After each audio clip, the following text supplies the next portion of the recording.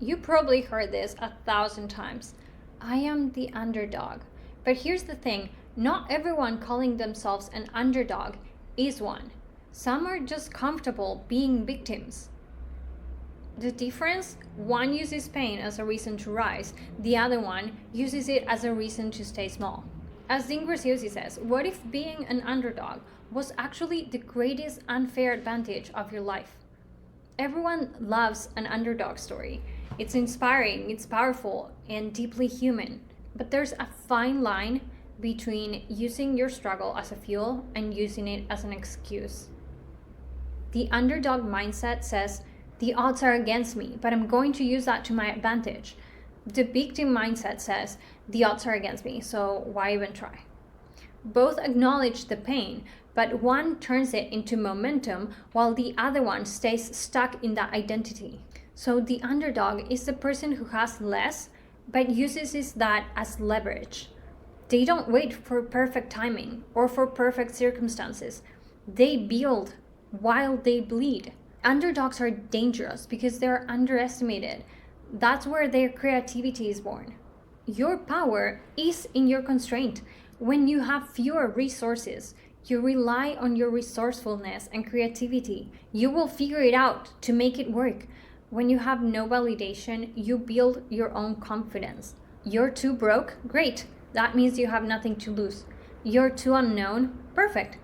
You get to grow without the pressure of eyes watching you.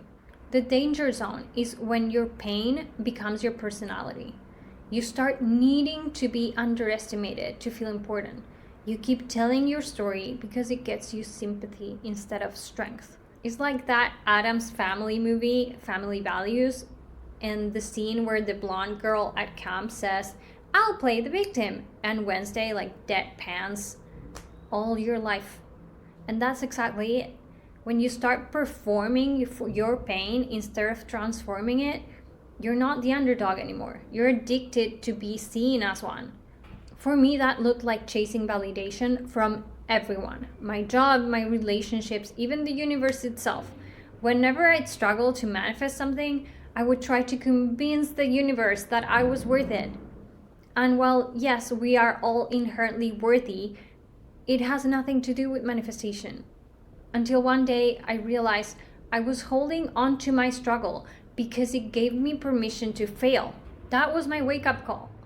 I wasn't an underdog anymore. I was my own obstacle. Here's how to stay on the powerful side of that energy. Find your fight. What are you really fighting for? If it's to prove your worth, that's ego.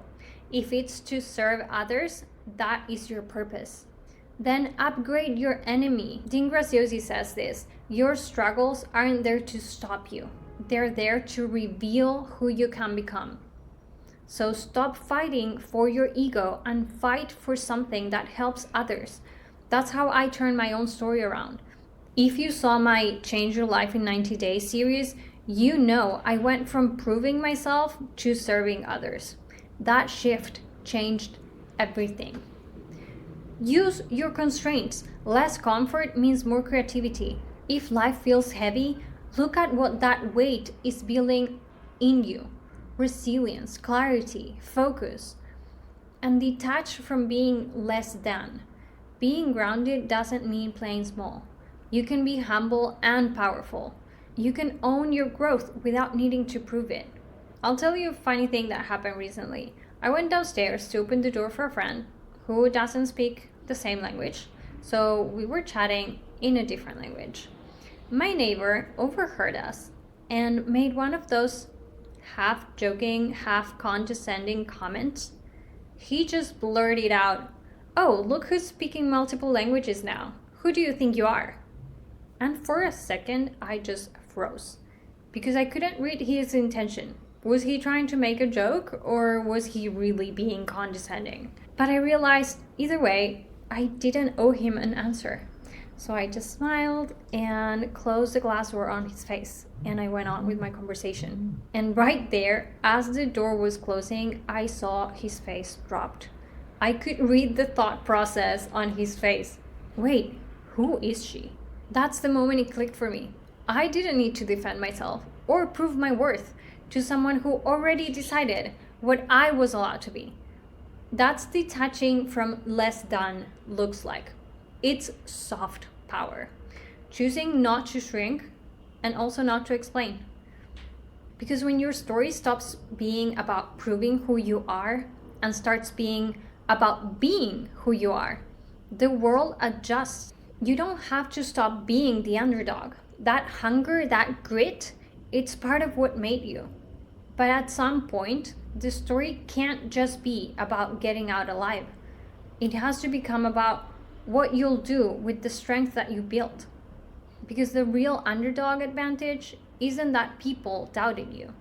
It's that you learned to stop doubting yourself. You figure out how to move without an applause, how to build without permission. If we didn't have the struggles that we've had, we'd never develop our character. And that character, that inner muscle, is what turned survival into purpose. You don't have to prove anything anymore. Not to people who doubted you, not to the old version of you that kept score of every failure. You fought your way here, now you get to stop fighting. Let the old story burn a little.